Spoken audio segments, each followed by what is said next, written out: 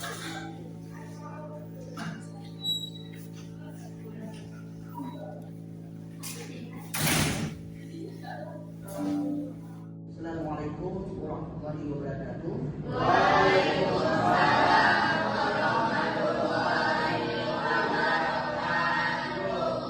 Alhamdulillahirabbil alamin wassalatu wassalamu ala asyrofil mursalin wa ala alihi wa sahbihi ajmain.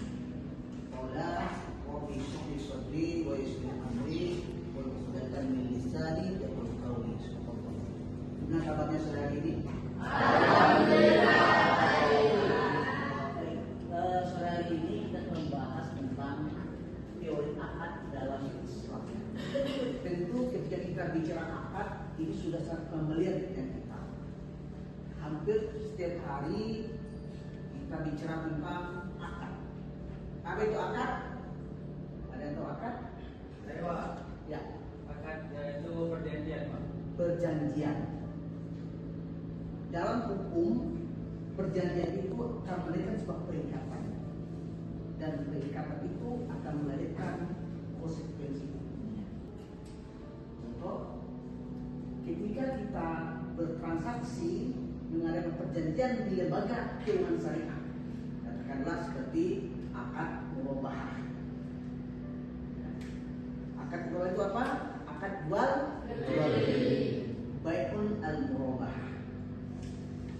Maka ketika kita mengajukan pembiayaan ke bank, si A pilih mobil, tapi duitnya kurang, maka si A tadi mengajukan pembiayaan ke bank di lembaga keuangan syariah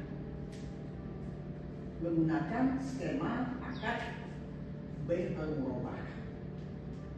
Datang ke bank, saya mau beli mobil. Nah, ini ya Pak kerangka tenor Islamnya. Maka dalam menjadi sumber kita Al-Quran, hadis dan ijtihad. Ini sumbernya ada. Ini kan tauhid, ada rububiyah, uluhiyah, fikih. Terus fikih. Nah, fikih ada ibadah, ada muamalah, ada munakahat, ada jinayah. Fikih kontemporer ini masuk dalam model fikih muamalah. Kenapa fikih muamalah? Karena bicara tentang interaksi, hubungan timbal balik, harmonis. Ya lanjut slide-nya. Nah, di transaksi itu tidak terjadi kalau tidak ada transaksi. Di mana transaksi? Di mana ada pasar, di situ ada transaksi. Jadi pasar itu tidak ada di pasar Fatimah. Ingat, akad itu terjadi tidak ada transaksi. Kalau ada orang nikah, ada akad nikah. Kalau nggak ada jual beli, ada akad jual beli. Ada. Oke, lanjut. Next. Oke, lanjut.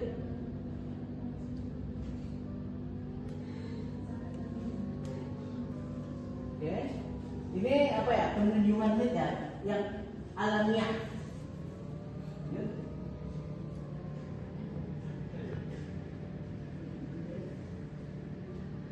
Ini proses ekonomi ya. Ada proses produksi, ada proses distribusi.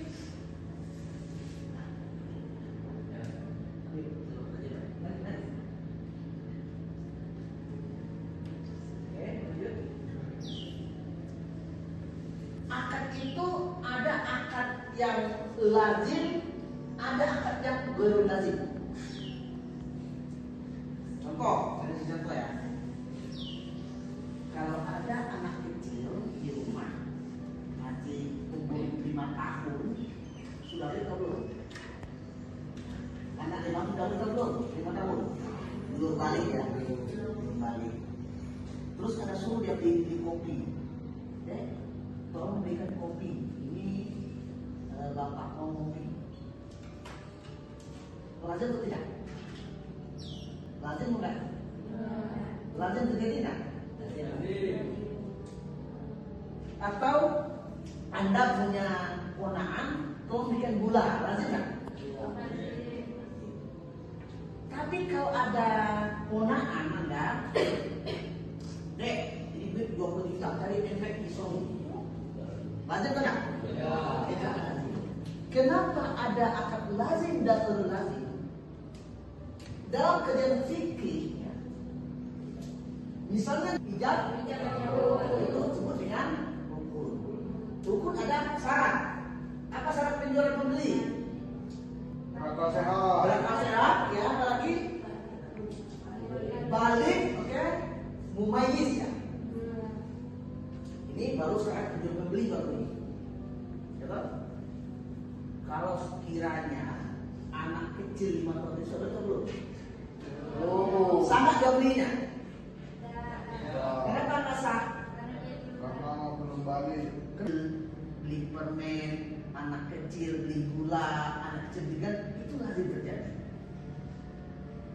Tapi kalau anak kecil yang beli mobil, bukan mobil-mobilan ya, ke showroom cari Avanza, ke showroom beli Fortuner, baru beli lazim, nggak sah jawabnya. Pembelian anak itu yang pertama. Contoh dalam kajian fikih ya, fikih keuangan akan jual beli tadi. Kapan dia sahih? Ketika ada penjual, ada pembeli, ada jual belikan, ada kabul. Sebut akad sahih. Ya. Rukunnya terpenuhi. Apa syaratnya tadi? Syarat dari rukun tadi? Kalau di penjual pembeli balik, kata sehat, mumayyiz. Di barang dijual belikan tidak barang najasi, barang najis, barang yang diharamkan. Ijab kabulnya pendapat ulama A, pendapat ulama B, pendapat ulama C yang sama-sama menggunakan metode ijtihad. Ketika terjadi perbedaan, maka kita harus bisa memahami sebuah perbedaan, meraih ukhuwah dalam perbedaan tadi.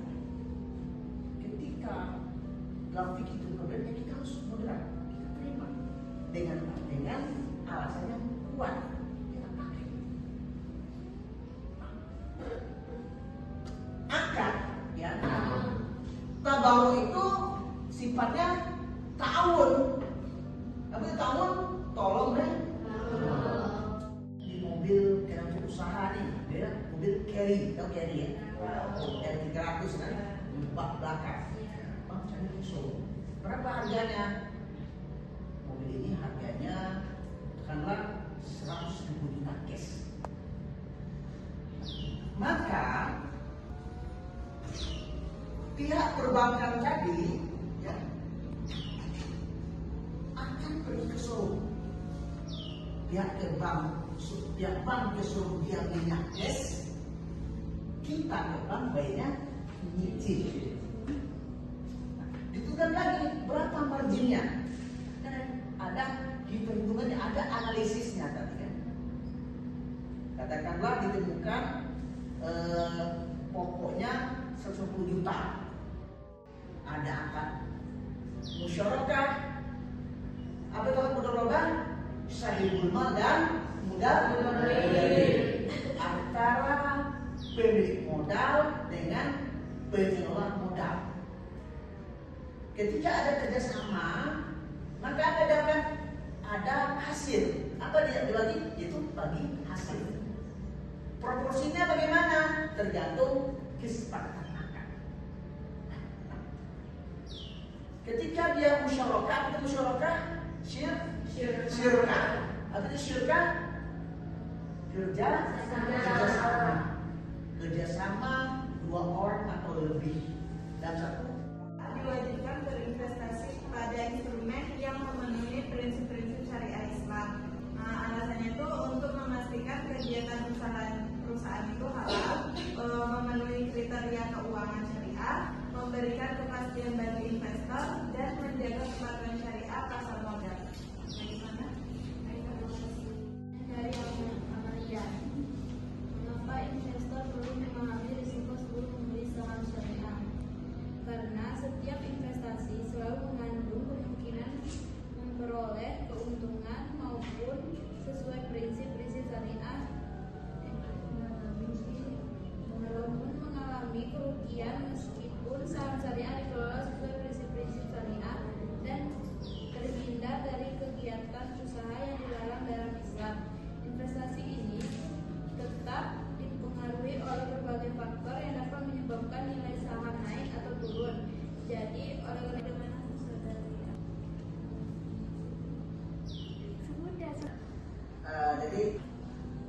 pertama pasar ya. Apa itu pasar? Penjual dan beli. Jual dan beli ya. Oke. Jadi kenapa ada pasar modal? Ya, itu ada transaksi saham syariah, ada reksadana syariah, ya, ada obligasi di sana.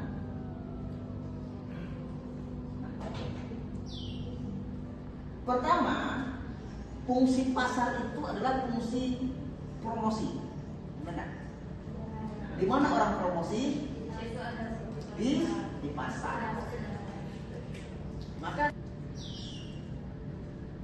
jadi ada fungsi produksi, ada fungsi distribusi. Nah, dua fungsi inilah yang melekat pada pasar modal syariah.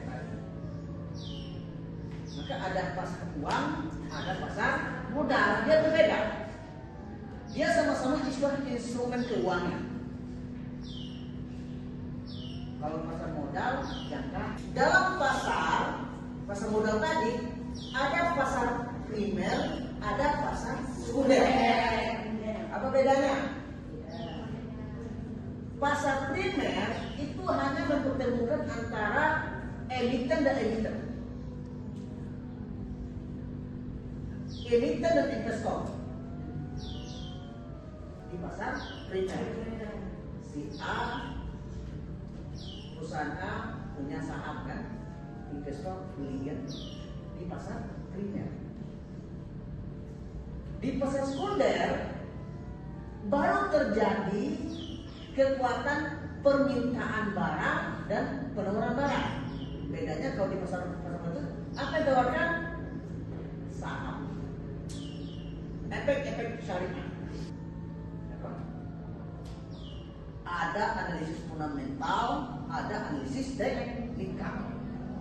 Analisis fundamental dan analisis teknikal itu digunakan di pasar sekunder, tidak pada pasar primer. Makanya ada orang sebagai apa?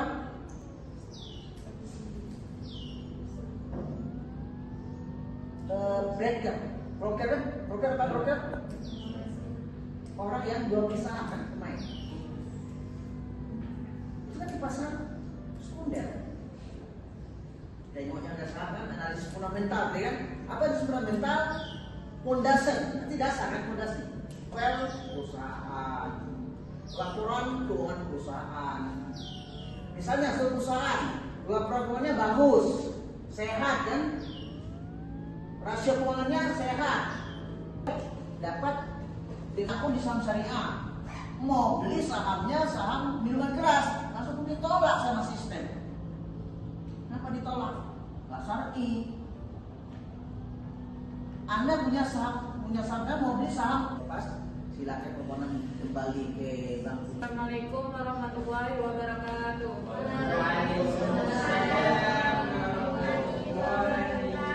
Pertanyaan dari saudari Nelsa.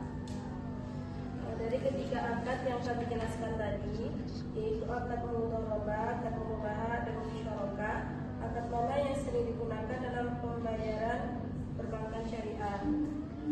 Akad yang paling sering digunakan yaitu adalah akad mudharabah, karena akad mudharabah itu sederhana, jelas, mudah dipahami oleh ketika pihak lembaga keuangan akan menggunakan akad ini tadi sebenarnya ada akad tijari atau tijarah atau akad tabarruk, komersil dan tolong menolong. Kalau dalam akad mudharabah secara klasiknya bahwa ketika si pengelola dana gagal bukan disebabkan human error ya. Human error itu apa? Human error sengaja ya, nggak ada analisisnya, gagal, maka si pengelola dana tidak bertanggung jawab atas kerugiannya tadi. Itu akan mudharabah. Risiko besar kecil risikonya.